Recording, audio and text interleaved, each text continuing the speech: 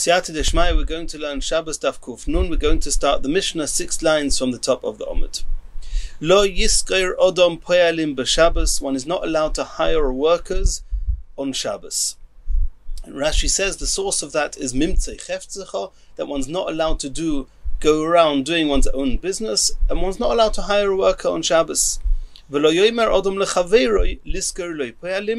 also not allowed to tell your friend that he should hire workers for you on Shabbos. And Rashi says that the reason is because if you're going to tell your friend to do it, you're going to transgress the Aveira of being a stumbling block to him.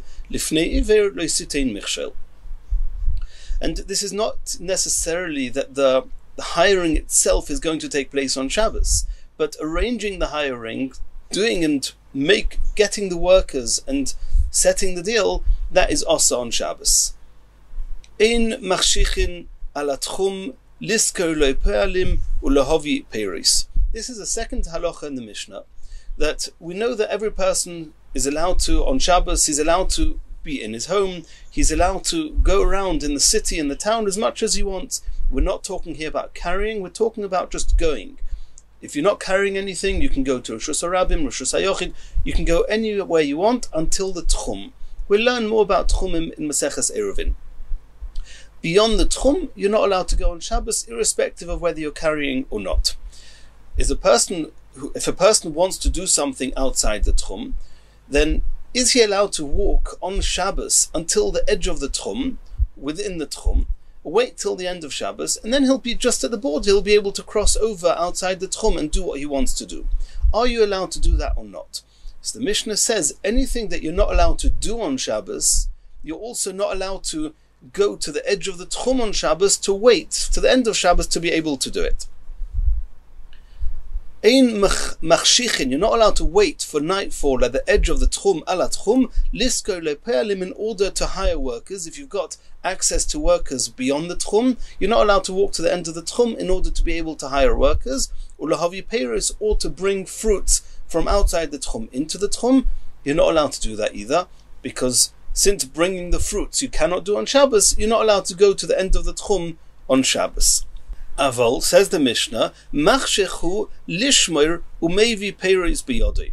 One is allowed to go to the edge of the Tchum in order to, as soon as Shabbos is over, cross over to the area outside the Tchum where this person has fields, and what he wants to do there is to be shomer. He wants to be able to protect his fields, to guard his fields. Since guarding a field is something one is allowed to do on Shabbos, over here he has a technical issue, he's not allowed to go there on Shabbos, but since guarding is mutter, he's allowed to go to the edge of the Tchum on Shabbos to be ready as soon as Shabbos is over and cross over into his fields. Umevi peiris biyodoi, and since his main intention of going to the edge of the Tchum was to be able to guard his fields, then once he's there anyway, he is allowed to pick the fruits from his field and bring them back home where he was within the Tchum. And again, all this is after Shabbos. You can go there to the edge on Shabbos to be able to do this after Shabbos. Klal Omar Abashol, Kol Shani Zakai Ba'amirosoi, Roshoy Yani Lehachshech Olov. In the same way as we learned at the beginning of the Mishnah, you're not allowed to talk. For example, you're not allowed to talk about hiring a worker.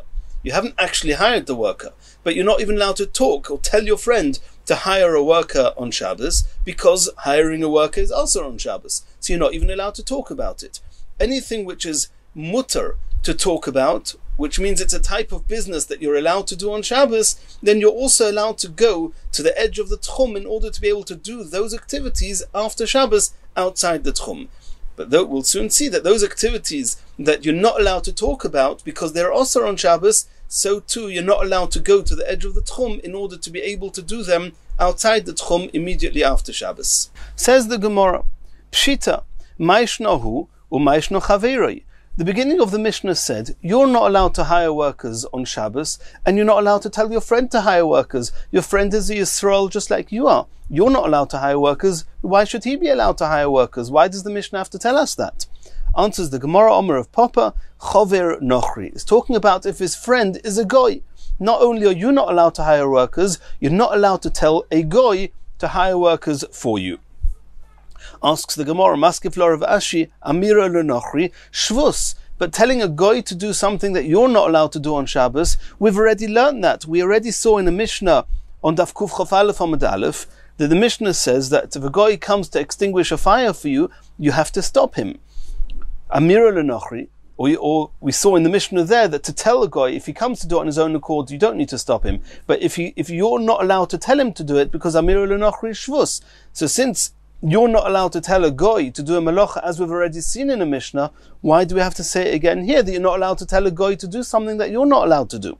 El Omer, Rav Ashi explains that the words in the Mishnah of Lo Yoimar Odom Lechaveroi, it's talking about Yisrael, not Dafka a goy. What does it mean? Afilu Teima Chaveroi Yisrael, even say it's talking about Yisrael. Hakamash Malon, even though we've already seen in a previous Mishnah Amira L'Nochri. Over here, that's not what the Mishnah is coming to tell us. What's it coming to tell us? Lo yoimer odom lechaveroi schor li poyalim. You're not allowed to say to a person, schor li poyalim. You can't say to your friend, go find me workers. And we can deduce from that, and that's what the Mishnah is coming to teach us. Aval oimer odom lechaveroi, but he can say to his friend, hanireh shetamoid imi lo erev. Let's see if you're going to come and stand by me and be with me tonight after Shabbos. And all he's saying is, come and be with me. There's nothing wrong with that, to say that on Shabbos, because he's allowed to be with him on Shabbos. However, what he actually intended, what he thought, what his intentions were, was to actually hire his friend. But that's something which he is only thinking, not saying. His friend is understanding, but it hasn't been verbally expressed. So we can deduce from the Mishnah that the only thing you can't tell your friend is, find me workers, or I want to hire you as a worker. But if he just says something of, let's see if you'll be with me tonight, and he'll understand it means, come and I want to hire you, that is allowed. This follows the opinion of Rabbi Shua ben Korcha. The Tanya we learned in a Braisa. Lo yoimar odom lechaveiro, you're not allowed to say to your friend, hanireh shetamoid imi lo erev. Let's see if you're going to stand, if you're going to be with me tonight, which implies, without verbally expressing it, that I want to hire you. Rabbi Shua ben Korcha Omer, he argues and says, Omer Adam lechaveroi hanireh shetamoid imi lo erev. You are allowed to say it. Why are you allowed to say it? Because you're not allowed to say things of business, of mimtzei cheftzach of daber dover. These are things you're not allowed to talk about. But hirhur, we're going to see in the Gemara soon, thoughts are mutter.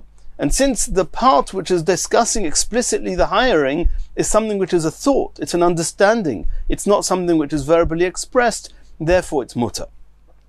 So our Mishnah, that we deduce from the Mishnah that you're allowed to tell your friend, see you tonight, is mutter, is following Rabbi Shua ben Korcha that says that you're allowed to say that. Omer Rabbi Barchana, Omer Rabbi Yechanan, halacha Rabbi Shua ben Korcha, Rabbi Yechanan ruled that way. What's the understanding? It says in the pasuk, that what's asa is going around doing your own business, and speaking the words of business. That means what the things that are asa to discuss on Shabbos, only speaking them is asa. Dibur asur, hirur muta, and thinking them is muta. And therefore, since over here he's not telling his friend explicitly that he's hiring him, Rabbi Shua ben Korcha says it's mutter, and that seems to be how to understand our Mishnah. Rami le Rav Acher bar Rav Huna le Rava. Mi Omar Rabbi Yechanan dibur osur hirur mutter. Can Rabbi Yechanan actually hold? And we just saw now that he rules like Rabbi Shua ben Korcha, that dibur is asa, speaking is asa on Shabbos, but hirur, just thinking about things that would be asa, is allowed on Shabbos. Alma, hiro lav kadibur dami. You see that Rabbi Yechanan understands and holds that thinking things is not considered like speaking them. This seems to contradict another halacha that Rabbi Yechanan himself said. A person is allowed to, and is not only allowed to, it's a mitzvah to think divrei Torah in every place, wherever he is, chutz mi beis hamerchat or mi beis hakisei, besides for in a bathhouse or in a bathroom where people relieve themselves, a beis hakisei, because those are mekaymis hamutunafos, those are unclean places. It's inappropriate to think divrei Torah there. So you see clearly that even though you're just thinking it, it's considered as if you're talking it, and that's why it's asa. According to Rabbi Yechanan, that hiro lav kadibur dami, one should be allowed to be maharher, one should be allowed to think divrei Torah even in unclean places. Says the Gemara, no, that's different. The truth is that Hirur is not Kedibur. Besides, for over here regarding Divrei Torah, it says in the Pasuk regarding thinking Torah thoughts, it says that your camps have to be holy, have to be Kodesh, Veleka, and in an unclean place, you cannot say that the places are holy. And therefore, you're not allowed to think Divrei Torah. Asks the Gemara, but even in this same context, in the same pasuk that speaks about V'hoyo machanecha kodesh, and we just said now that it's coming to imply that even Hirur is also there, Namiksiv, it says in the pasuk, Lo yiroi v'cho ervas dover, that you're not allowed to, it's referring to ervas dover, and over there we again assume that the dover means dibur, like we saw in our Mishnah, Umimtzei cheftzachov v'daber dover. So in the same way as the Daber Dover is talking about only speech, not Hirur, why is the Ervas Dover not, why can we not understand that this Pasuk is talking about only Dibur and not Hirur? Answers the Gemara, Hahu miboyele leked Rav Yehuda. The second half of that Pasuk that speaks about V'lo yiroi v'cho Ervas Dover is actually not referring to thinking Torah thoughts. The first part of the Pasuk, V'hoyo machanecha kodosh, that your camps have to be holy because Klal Yisrael are all the time thinking in Torah learning, and therefore the camps have to be holy. That's telling us that you're not allowed to think Torah thoughts in an unclean place. There's a new halacha which is talking about speaking Torah, like you said, not necessarily thinking Torah. It only applies to talking Torah. And that's a new halacha of Ervas Dover. Look at the Omer of Yehuda, Akum Orum also likrois Kriyas Shema Kenegdoi. To read Kriyas Shema, which is a dibur, you're not allowed to read the Shema or any divrei Torah in front of the orla of a goy. A naked goy, you're not allowed to say Shema or Dvarim Shebekdusha in front of him. Asks the Gemara, my iria akum afilu Yisrael nami. Why does Rav Yehuda say that lo yiroi v'cho ervas dover means you're not allowed to say dibur, ervas dover? We learn from there that lo yiroi v'cho ervas dibur b'shas hadibur, while you're talking, whilst you're saying Shema or Torah, is only lo yiroi v'cho ervas dover, referring to somebody who's not dressed appropriately. Where do you see there that it's a goy? Yisrael also. Lo mi boyakoma. Of course, you're right. Of course, the pasuk is talking about Yisrael, that his orla, you're not allowed to say anything dvarim shebekdusha if the ervas dover, if a person is not dressed properly. Loimi boy Yisrael de osur, aval akum kiven d'chsiv be asher besar chamorim besaram. But however, I may have thought that a guy his body is considered like the body of a donkey, and therefore I might have thought that his erva is not considered erva, it's just considered a piece of meat, and there would be no problem saying dvarim shebekdusha in front of him. Eimer shaper domi, I may have thought it's okay to say the Shema in front of him. Kumash Malon Rav Yehuda was telling us, lo yiroi v'cho ervas dover, even the erva of a goy, you're not allowed to say Shema or dvarim shebekdusha in front of him. And this halacha is only talking about speaking, not talking about machshava, because here lav kedibur. You, Rav Yehuda, you're telling us a chiddush, that even the erva of a goy is called an erva. The chiddush is that we don't say that he's just a piece of meat, as from the pasuk that says, Basar chamorim besaram. Maybe he is. Maybe a goy is considered Basar chamorim, and one's allowed to say the Shema in front of his erva. So answers the Gemara, Omar Kra, ve'ervas aviem lo yira'u. It's explicit in the pasuk that when they came out of the Teva and they saw they didn't see, Chom did see, the other brothers didn't see the erva of Noach. Noach did not have the status of Yisrael, he had the status of a goy. All goyim are called bnei Noach, and the pasuk refers to his erva as ervas aviem. So we see it's considered an erva, and therefore the pasuk of lo yiroi v'cho ervas dover applies even to an erva of a goy. Asks the Gemara, we're coming now back to our Mishnah.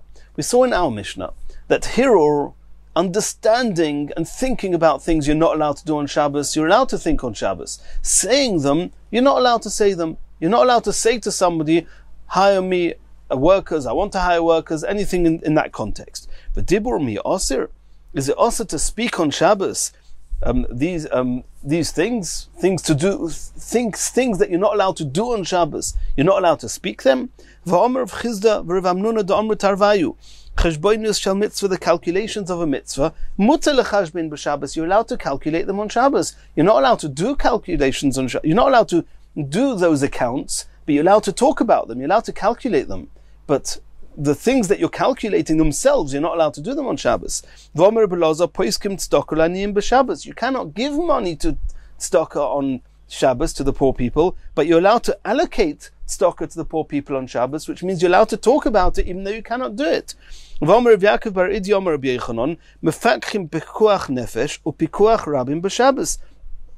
allowed to attend to life, preserving life, which means saving lives if anyone's in danger.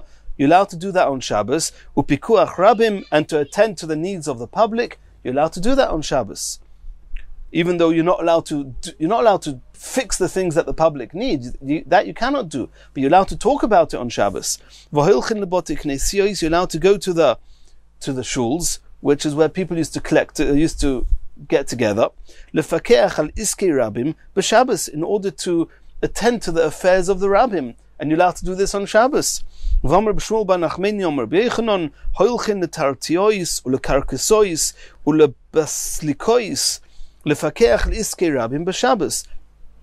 were palaces, different types of palaces, where there would be official meeting places, and they would have meetings there. You're allowed to go to those places in order to attend to the needs of the rabbim on Shabbos. And in the Beis Medrash of Menashe, they learnt, you're not allowed to get engaged on Shabbos, but you're allowed to attend to the needs of a girl that she should be able to get engaged. And you're allowed to attend to the needs of a child, to arrange that somebody should teach him Torah, or to teach him a craft. So you see from all these things that you're allowed to talk about lots of things, even though you're not allowed to do them on Shabbos, you're allowed to discuss them on Shabbos. So what's going on? Why can you not say, hire me workers? Answers the Gemara, Omar Kro, it's learned from that very pasuk that we started with. Mimtzoi chefzecha v'daber dover. The pasuk says you're not allowed to go about pursuing your business, chefzecha v'daber dover. Those are the words you're not allowed to speak on Shabbos. Chefzecha, your own businesses, asurim are asur on Shabbos. Cheftzei shamayim, but taking care of, so to speak, of Hashem's business, of doing mitzvahs, mutar in their mutar. And all the things that we saw here, if it's pikuach nefesh, and if it's iskei rabim, and all the other things we mentioned, these are all things that are mitzvahs, and mitzvahs one's allowed to do on Shabbos. One's allowed to talk about doing mitzvahs, even though the halachas of Shabbos do not allow us to actually do those mitzvahs. There's no problem with talking about them on Shabbos. Continues the Gemara. Omer Reb Yehuda Amar Shmuel. Cheshboinus shel malacha. Malacha means types of calculations that have no practical consequence to the one who's speaking. Never did have any consequence. He's just asking questions. If somebody were to buy a house, what would it cost him? Things that are useless, more so to speak. V'shel ma'bekach is also types of speech that are no longer relevant. They may once have affected the one that was speaking, but they no longer do. Mutter, those are things that they're useless. You're just talking in the air. Is mutter lechashbein b'Shabbos, you can make those sort of calculations on Shabbos. Tanya namihachi, we saw a brisa to this effect. Cheshboinos she'ovru. Cheshboinos, calculations of things of history, things in the past, things that were once applicable but not anymore. V'sha'asidim liyos, or that they are going to be in the future. That means they have no relevance now. Also lechashbein, you're not allowed to be mechashbein them. We'll soon see what it means, this she'ovru, because we just learned now a moment ago that ma'bekach is something that was once in the past, was relevant, is no longer relevant. That's she'ovru. Here it says she'ovru is osur. The Gemara is going to discuss that in a minute. So the brisa continues, shel malacha, those types of calculations that were never of any relevance to the person speaking, v'shel ma'bekach, or are no longer of any relevance, mutar lechashbein, those you are allowed to calculate on Shabbos. Or minu, the Gemara is now asking a seeming contradiction. We saw in another brisa, choshvin cheshboinos she'einon tzrichin, calculations that you don't need them, have no relevance. One's allowed to do those calculations on Shabbos. Ve'ein mechashvin cheshbonos shetzrichin b'Shabbos. But those calculations that are relevant, you're not allowed to calculate them on Shabbos. Ketzad. Let's see what the examples are. Oimer Odom lechaveiro, a person is allowed to say on Shabbos to his friend, Kach v'kach po'elim hoitzesi, so and so much money I spent on workers al sodezu, when I was working on this field. But it's in the past. Kach v'kach dinrin hoitzesi al dirazu, so and so much money I spent on this residence. That's all over. That's in the past. That's allowed because there's no longer any reference, any relevance today. You shouldn't say, Kach v'kach hoitzeti, so far I've spent so and so much, v'kach v'kach ani osid loitzi, and in the future I'm still going to spend so and so much. That's a calculation that's irrelevant. Since it's relevant, you shouldn't speak about it on Shabbos. So you see here that talking about hoitzesi al sodezu, how much I spent, which is in the past, you're allowed to. And this seems to contradict what we saw in the previous brisa, that cheshbonos she'ovru are osur. Cheshbonos of the past are osur. Says the Gemara, l'ta'ameich kashi lecha hi gufa. The very brisa that you mentioned that says that she'ovru is osur, there's a contradiction within that brisa, as we pointed out when we were reading it. She'ovru is osur, but shel ma bekach, things that used to be relevant and are no longer relevant, is mutter. That's a contradiction within one brisa.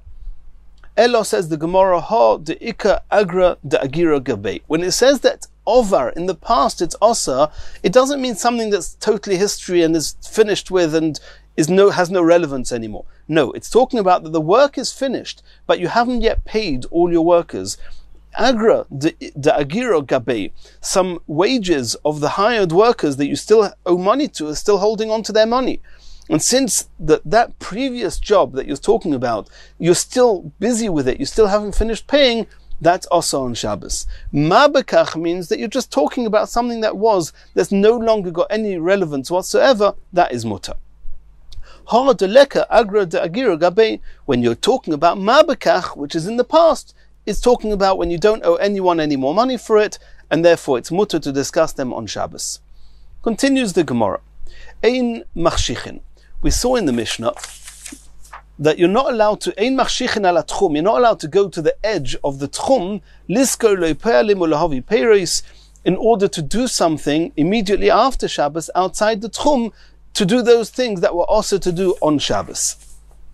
Says the Gemara, Tonu Rabbanon. Ma'aseh b'chosid echad. There was a story with a very righteous person, a chosid. Shenifrat saloi peretz b'toich sadeu. There was a breach in the wall around his field.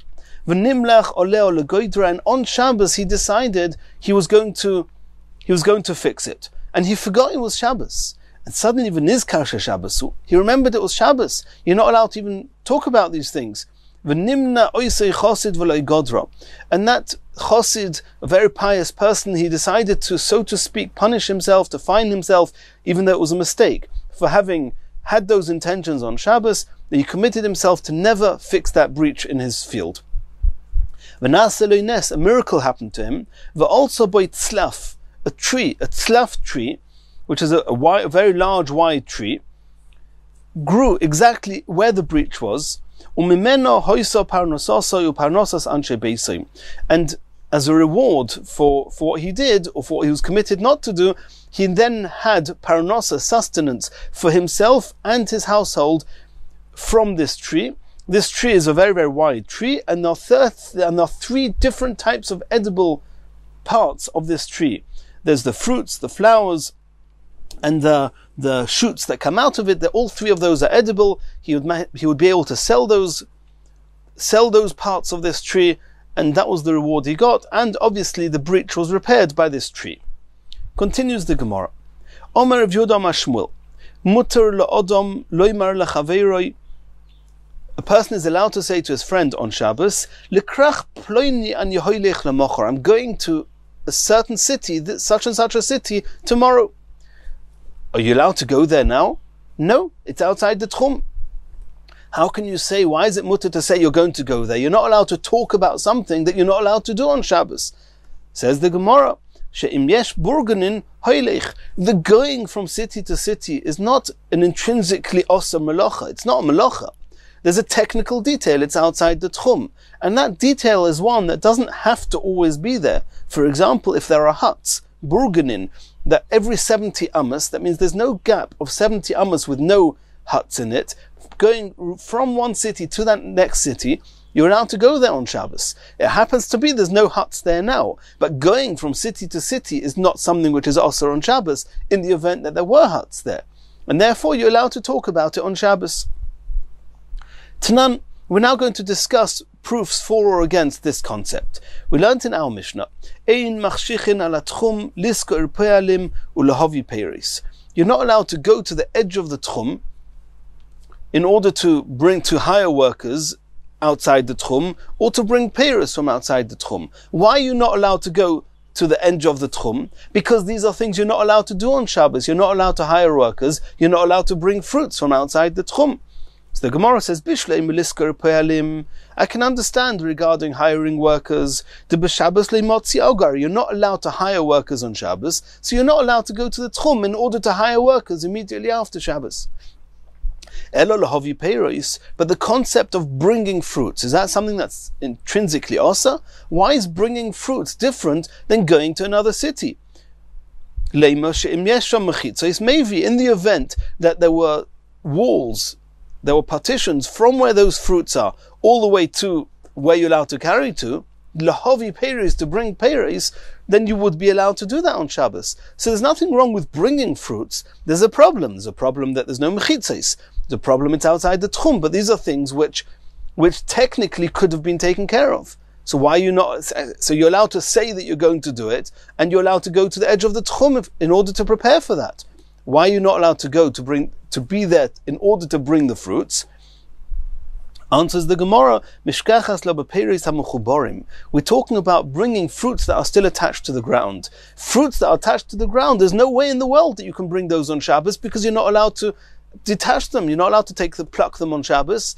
And therefore, since there's no way of detaching those fruits, you're not allowed to go to the edge of the tchum in order to bring those fruits after Shabbos. Asks the Gemara another question. V'atani Rabbi Yishia, ein machshichin ala tchum lahovi teven v'kash. You're not allowed to go to the tchum, to the edge of the tchum, in order that immediately after Shabbos you're going to bring teven, which is processed straw, and kash is whole straw from outside the tchum after Shabbos. And the Gemara says, Bishlei mekash. I can understand that there should be an issue with whole straw, that you're not allowed to go to the edge of the tchum, mishkachas lo. But mechubar, we're talking about that this straw is still attached to the ground, and therefore you're not allowed to in any way bring them on Shabbos, so you're also not allowed to go to the edge of the tchum in order to bring them after Shabbos. Elo teven, but talking about the processed straw, processed straw is not attached to the ground anymore. If it's not attached to the ground, then in the right conditions, for example, you had partitions and the burgenin and whatever you needed, you would be allowed to bring them. So why are you not allowed to go to the edge of the tchum and bring them after Shabbos? Answers the Gemara, we're talking about betivnos sarya. We're talking about that this teven has a very foul smell, and therefore it's muktzah on Shabbos, and therefore there's no way in the world you'd be allowed to move them on Shabbos. Therefore you're not allowed to go to the edge of the tchum in order to be there to take it after Shabbos. Continues the Gemara, Tashema, machshichin ala tchum lefakeach al iskei kalo v'al iskei hamis. It says, we saw in the Brisa here, you're allowed to go to the edge of the tchum in order to deal with the needs of a kalo, a bride, or a dead person. These are mitzvahs. These are called cheftzei shomayim. You're allowed to go there to be the edge of the tchum in order to be able to do the cheftzei shomayim outside the tchum as soon as Shabbos is over. You're not allowed to do melachos on Shabbos, but cheftzei shomayim, you're allowed to prepare for them, even though doing what you need to do is also, like we saw before. So you're allowed to go for iskei kalo, iskei hamis. So the Gemara is now assuming and deducing from here that al iskei kala v'meis in, al iskei acher loy. Only because it's cheftzei shomayim, it's a kala or a dead person, it's a mitzvah to bury the dead person and take care of his needs, therefore you're allowed to go to the edge of the tchum. But if it was somebody else that needed these things done, it would be asa. And now the Gemara is trying to understand, what sort of needs would a kala or a meis have that are intrinsically asa on Shabbos? that could not be done on Shabbos, and therefore going to the edge of the tchum is only mutter because it's the mitzvah of kala or mace, but for somebody else would be asa. So the Gemara says, Bishlei ma'achir dumya de kala. Regarding a kala, I can understand. Mishkachas lo lemigzah lo asa. One of the things that they would use to prepare the chuppah for the kala is they would use hadassim. These hadassim are attached still to the ground. So a normal person, there's no way in the world you can detach hadassim on Shabbos. You're not allowed to go to the edge of the tchum to do it after Shabbos. But since for a kala it's a mitzvah, you're allowed to go to the edge of the tchum at the end of Shabbos, and after Shabbos you can go and cut down these hadassim. Elo meis, my new. But regarding taking care of a dead person, what sort of activity would be intrinsically also to do for anyone else? My new, says the Gemara, Lahovi loy oroin b'tachrichin. The only thing we can think of is to bring the coffin or to bring the shrouds. Now, bringing something from out of the tchum, we already said before that lahovi peiris, in the event that they've already been detached from the ground, is okay. It's like saying, I'm going to go to a different city. You're allowed to say that on Shabbos. Uktani meis in aval achir loy, and we saw here that you're only allowed to go there in order to bring the coffin or the shrouds. But aval achir loy. But for somebody else, to bring something for somebody else, you're not allowed to do on Shabbos. V'amai, why not? Leima she'im yasham mechitzos maybe. As we saw before, bringing something is not intrinsically asa. The fact that it happens to be there's no mechitzos, there's no partitions, that doesn't make that it's asa to speak about it on Shabbos, or that it's asa to actually go and prepare yourself on Shabbos by going to the edge of the tchum. Answers the Gemara, meis nami mishkachas lo. There's something we do for a mace which you cannot do for anyone else on Shabbos because it's a melacha, lemigzah lo glima, which means to cut its cloak in order to actually sew and prepare the shrouds for the mace. That's something which you cannot do on Shabbos, and therefore, since it's a mace, it's a dvar mitzvah, you're allowed to prepare for it, go to the edge of the tchum in order to go past the tchum and prepare these shrouds. For somebody else, where it's not a dvar mitzvah, that would be asa. Continues the Gemara. We saw in the Mishnah, Aval machshich hu lishmer umevi peres biyado. If your main intent is to go to the edge of the tchum in order to be there, just in order to protect your fields and guard your fields, you're allowed to do that. And afterwards, you're also allowed to bring back some fruits, since that wasn't your main intention when you went there on Shabbos. Says the Gemara, Afal gavdeloi avdil. It seems from the Mishnah that you're allowed to go to the edge of the tchum, and as soon as Shabbos is over, you can go past the tchum, and you can even cut down some fruits. I don't understand, what's with Havdalah? Afal gavdole avdil? Even though you've not made Havdalah yet, you're allowed to go and cut these fruits? V'omer Rebbe Lazar ben Antignois mishum Rebbe Eliezer ben Yaakov, asuroi le'odom sheyaseh hafeitzav koidem sheyavdil. A person is not allowed to go about doing his own business, doing melachos, before he does Havdalah. And Rashi says that you have to greet the Shabbos, you have to escort the Shabbos away. You escort the Shabbos by doing Havdalah. Till you've escorted the Shabbos, you shouldn't start acting weekday-like. Are you going to suggest that he davened Ma'ariv and he said Atochin Antonu, he said Havdalah in Tefillah? It's not enough to say Havdalah in Tefillah, you have to also say Havdalah on a kois, on a cup of wine. Are you going to suggest that he did Havdalah on a kois? Where are you going to find a cup of wine? In a field, at the edge of the tchum. And I don't know if the issue is the wine or the issue is the cup, but either way, at the edge of a tchum, where are you going to find that? Answers the Gemara, Tirgamar of Nosn bar Ami Kamei Derova, Bein Hagito is Shonu. We're talking about the season where they would press the wine, and therefore in the fields there were cups of wine available there. So this person, he made Havdalah, and then he can cut his fruits. Omar le Reb Abba le Rav Ashi. Reb Abba said to Rav Ashi, B'marova in Eretz Yisrael, they would do melachos even before Havdalah and even before Ma'ariv. Omrinon hochi, they would just say the following: Hamavdil ben kodesh l'choil, v'avdinon tzorchin. They would say Hamavdil ben kodesh l'choil, and then they would attend to their own needs. Omer Vashi, Ki Avino Bei Rav Kahana, when I was by Rav Kahana, Hava Omar Rav Kahana would say Hamavdil ben Kodesh L'Choil, Umesaltin on Silti. After saying the words Hamavdil ben Kodesh L'Choil, they would start chopping their woods. Not like we saw before that you're not allowed to do any melachas until you've done Havdalah, also in Ma'ariv and also on the Kos. No, in Eretz Yisrael they would say Baruch Hamavdil, or what we call Baruch Hamavdil, they would say Hamavdil ben Kodesh L'Choil, and then they would do melachas. In Mirz Hashem, in the next year we're going to continue from here.